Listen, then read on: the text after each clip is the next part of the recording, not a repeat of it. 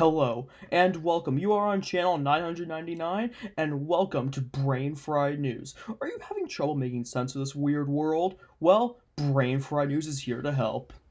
Today's date is February 20th, 1968, and today we ask one question: war. What is it good for? Today we will be talking to President Johnson and asking why he wants to increase troop numbers and his overall opinion on the war, even after all the recent protests and overall disapproval of the war by both the popular media and the youth. With that report is our very own Catherine. Let's take it on down to her in the field at the White House. Welcome, President Johnson. It's a pleasure to meet you. I have some prepared questions for you today. Let's begin, shall we?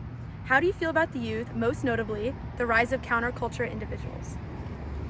The youth of America can protest the war all they want, but at the end of the day, the government knows what is best for our country.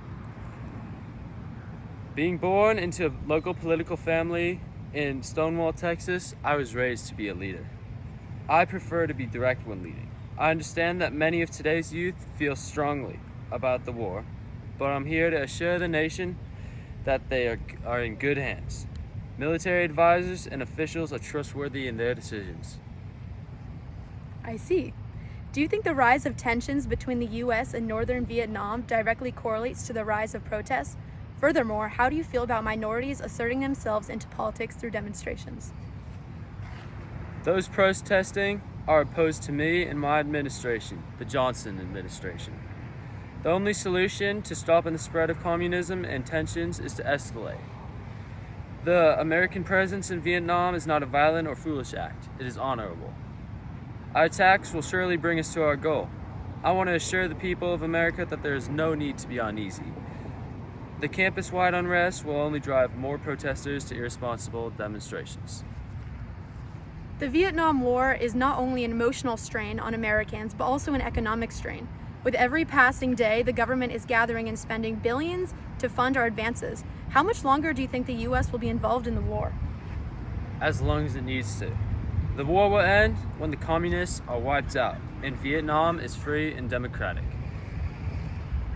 Do you feel that the image of former President John F. Kennedy is being projected onto you? Following his unfortunate passing, how does the nation's idea of Kennedy affect the way that you lead? While I do respect Mr. Kennedy and wish he was still with us today, our stances on current issues differ heavily. He left big shoes to fill, and I still feel his presence with everything I do. But I will not let this cloud my judgment from doing what is right for this country.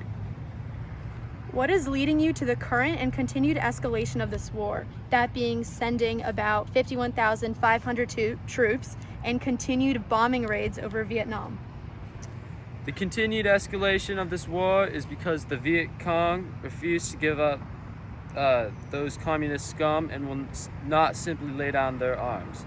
They will keep on fighting till the bloody end, and we need to match that and show these scum that America can't be defeated and will never back down. Thank you for your time, Mr. President. You're welcome. Wow, I wonder if President Johnson's opinion will change as this bloody war continues. And I am sorry to say, folks, that is all we have for tonight. Me, and everyone else here at Brain Fried News all hope you have a wonderful rest of your day. Good night.